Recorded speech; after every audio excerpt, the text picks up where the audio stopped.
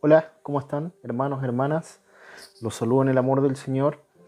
Y bueno, hoy día sábado ya 10 de octubre, como les mencioné en el video anterior, en el segundo, que era la historia de la Reina Valera con las biografías de Casiodoro de Reina y Cipriano de Valera, era que durante este mes, el mes de octubre, y que nosotros como iglesias evangélicas conmemoramos el día 31, el Día de la Iglesia Evangélica, pero además el hecho que marca el inicio de nuestra iglesia, que es el Día de la Reforma Protestante. Entonces, como yo les mencionaba, la intención de este mes es subir eh, 4 videos, yo creo, hablando de forma bien general con respecto a la reforma protestante. Entonces, este es el primer video que voy a hacer porque la reforma no partió con Martín Lutero en 1517 cuando clava las 95 tesis en la catedral de Wittenberg, sino que eso fue como la gota que rebalsó el vaso de una sociedad que estaba ya cansada con los abusos que había o que hacía la Iglesia Católica Romana. Eh, Hay antecedentes mucho antes de que Martín Lutero apareciera, y eso es lo que hoy día pretendo hablar de forma muy general, muy macro, de un pre-reformador que apareció 300 años antes de que Martín Lutero eh, apareciera, y este personaje se llama Pedro Baldo. Pedro Baldo, sin saberlo, se convirtió en un proto-reformador 300 años antes, estamos hablando del año 1100, más o menos. Entonces, él fue como, o se podría decir que fue el primero en cuestionar en cierta medida a la iglesia de ese tiempo, entendiendo que la reforma protestante no fue el primer cisma que tuvo la iglesia católica. O sea, si nosotros nos vamos a la historia, la iglesia católica romana tuvo varias divisiones importantes. Por ejemplo, tenemos el gran cisma de Oriente en el año 1054, cuando se enfrentó el obispo de Roma, denominado Papa, con el patriarca de Constantinopla. O sea, ambos se excomulgaron y la iglesia católica se dividió. Eh, Aquí la iglesia oriental fue la que duró más tiempo, porque después que cayó el imperio romano con el papado de Occidente, eh, el, el imperio romano oriental bizantino duró 1000 años más, pero ya la iglesia tiene un antecedente importante católica romana de un quiebre, de un cisma.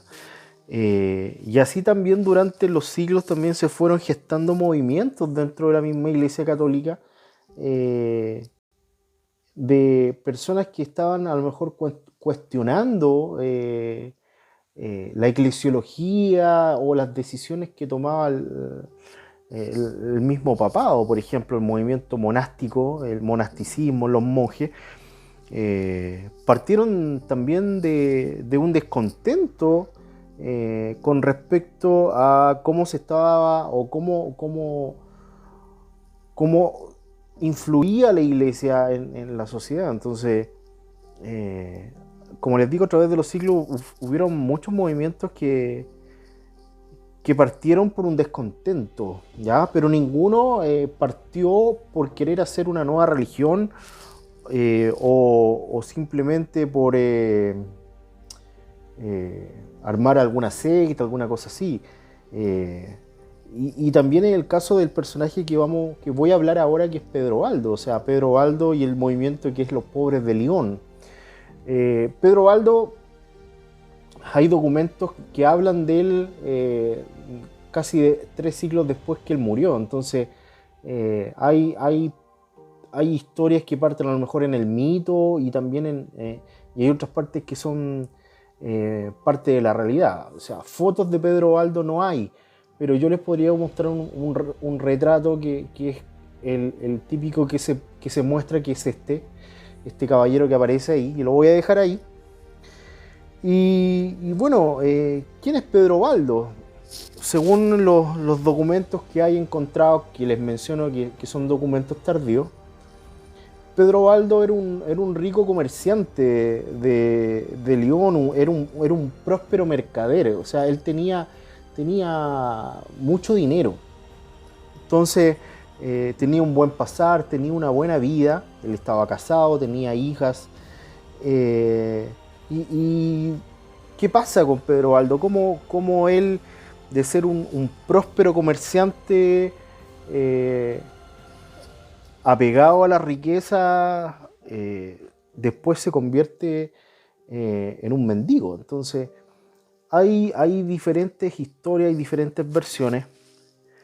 Una de estas es que escucha un juglar contar una historia de un muchacho que era rico y que él decide dejar todo para hacerse monje.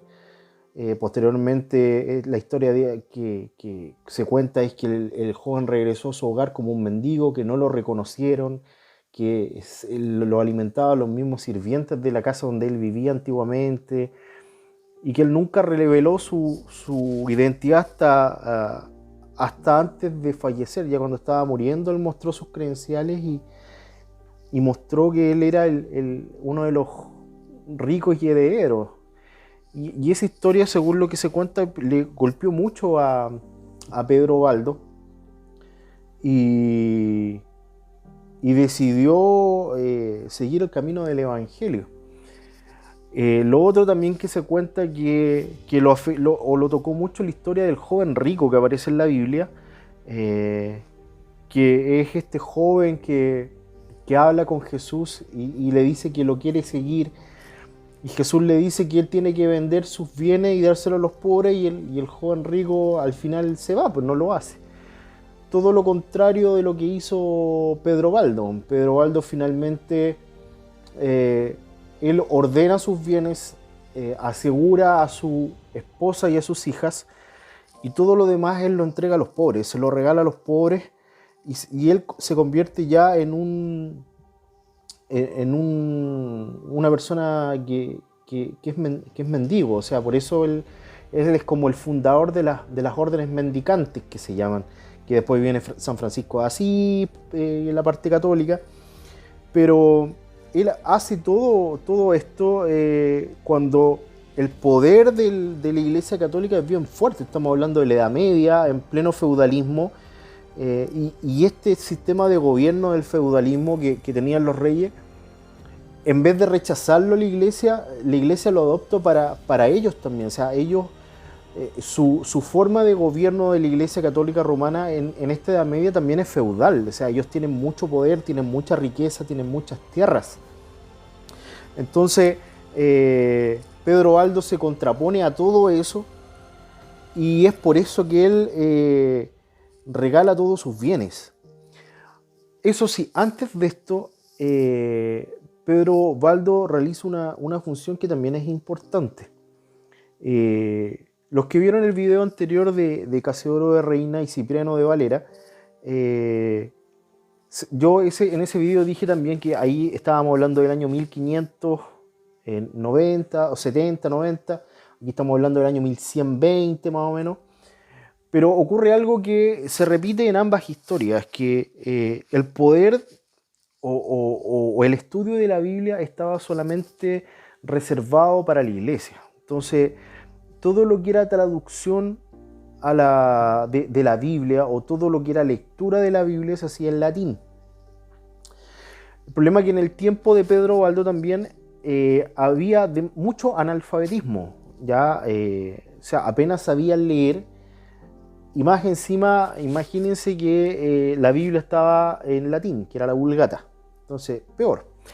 Entonces, ¿qué hace Pedro Baldo? Él, con su dinero, contrata a traductores para que puedan realizar traducciones de esta Biblia, de algunos pasajes, de algunos libros, básicamente los evangelios, el salterio, al idioma vernáculo, que es el idioma, el lenguaje normal o que se ocupaba, por ejemplo, en Francia, tendría que ser el idioma gaélico.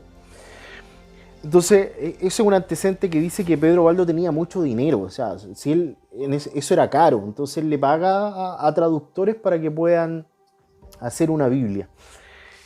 Y con esta Biblia Pedro Baldo empieza a estudiarla y finalmente se la aprende hasta de memoria. Y esta Biblia es lo que le sirve a él para empezar a predicar la palabra. ¿Ya? Entonces,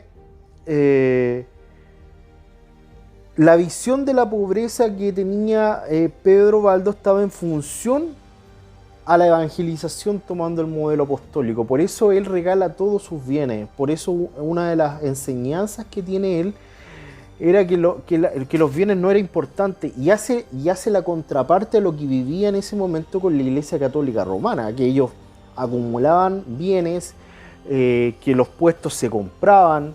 Por ejemplo, si uno quería ser cardenal, quería ser obispo, eran puestos que se compraban, ¿ya? Y eran puestos que daban eran de alta estirpe, o sea, ahí habían familias o linajes completos que pertenecían a la iglesia porque daban un estatus.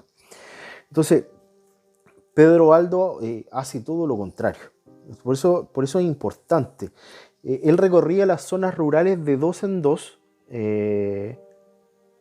igualando o haciendo un paralelo al modelo bíblico, ¿ya? En la predicación del Evangelio.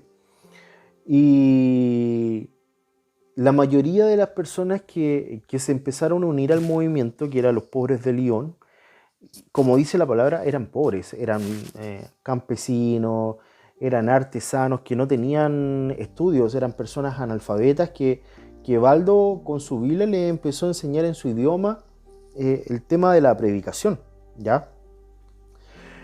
Y ahí está el problema, y lo que le empezó a hacer ruido a la Iglesia Católica, al obispo de Lyon en primera instancia.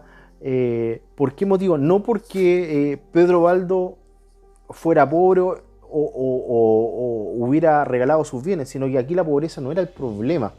¿Por qué motivo? Porque él no había hecho votos de monje.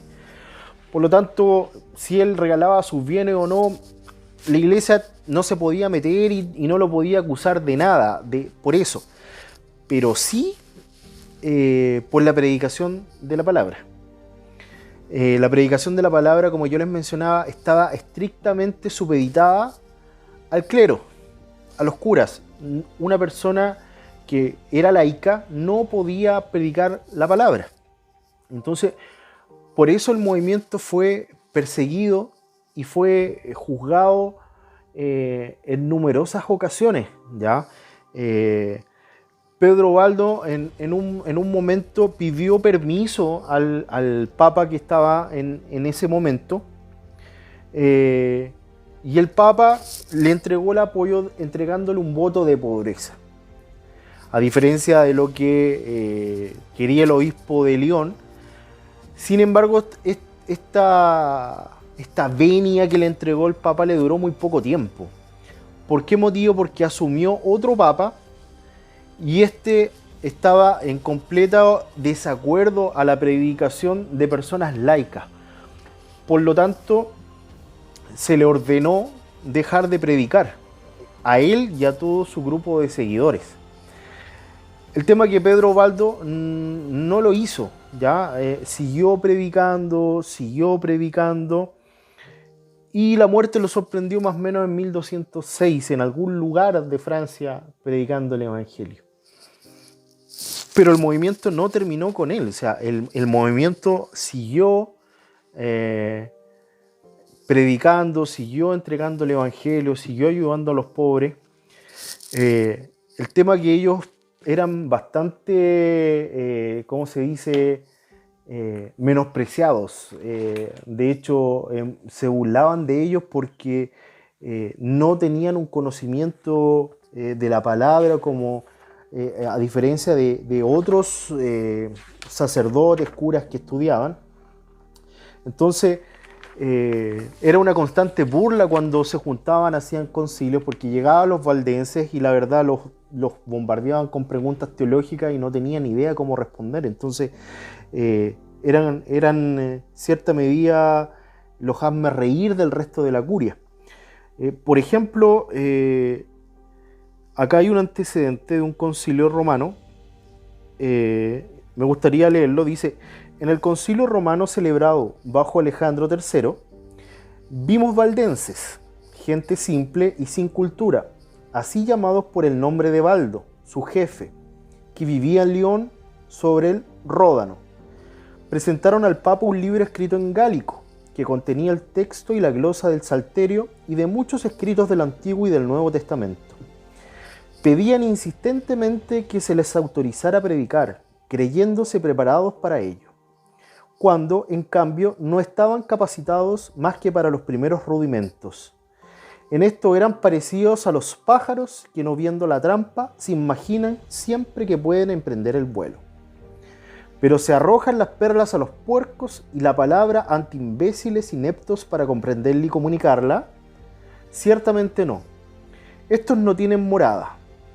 Van de dos en dos, descalzos, sin equipaje, poniendo todo en común, como los apóstoles. Desnudos, siguen a un Cristo desnudo. Si les hiciéramos juzgar junto a nosotros, seríamos nosotros los expulsados. Esto es de Walter Map, delegado inglés ante una comisión del Tercer Concilio de Letrán, del libro De Nugis Curialanum. Entonces, estas eran las características o cómo lo veía el resto a estos valdenses. Como yo les decía, Pedro Baldo falleció en 1206. El movimiento se siguió expandiendo por Francia, por Italia, pero de forma bien escondida, porque entendían que había una prohibición. Sin embargo, se supo que ellos seguían predicando y finalmente en un concilio fueron excomulgados de la Iglesia Católica y fueron perseguidos. Entonces, el movimiento valdense, como yo les mencionaba, siguió funcionando ya en la clandestinidad.